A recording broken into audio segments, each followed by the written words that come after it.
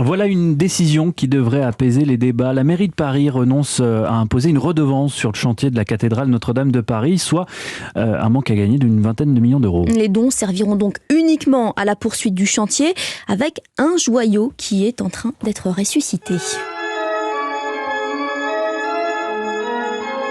Voilà les notes de Bach jouées par le grand orgue de Notre-Dame, miraculeusement épargné par l'incendie du 15 avril 2019. L'instrument alors a tout de même besoin d'un coup de propre.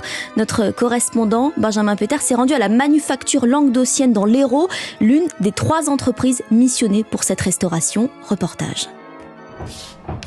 Là, je nettoie. J'enlève la vieille colle. À l'aide d'un racloir, Christian répète ce geste inlassablement. Ici, on est en charge des 19 sommiers de l'orgue, des blocs de chêne situés à la base des tuyaux et qui assurent la répartition de l'air. Au-dessus de chaque trou, là, vous avez un tuyau. Presque 8000 tuyaux. Nous, c'est un peu la chasse au futin qu'on fait. Là, par exemple.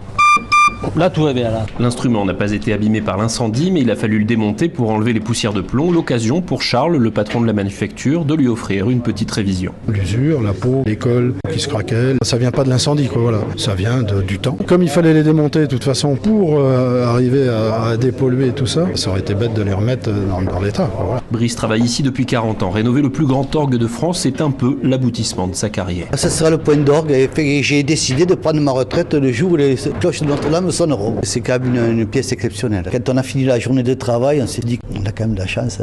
Alors ce chantier des sommiers doit durer jusqu'au mois de septembre. Ensuite, ils se rendront dans Notre-Dame pour travailler sur les soufflets qui alimentent l'instrument en air et qui, eux, ne peuvent pas être déplacés. À l'ODEF, Benjamin Peter, Europe 1. Voilà, le grand orgue que vous pourrez réécouter en vrai en 2024, date de la réouverture de la cathédrale au grand public. Pas mal pour votre mariage, ça. Ouais, bon, c'est pas très... Je serais plus ambiance guinguette que orgue, mais Vous avez encore c'est le personnel, temps. voilà. On verra ça plus tard. Merci beaucoup, Roman Oquet, pour ce journal.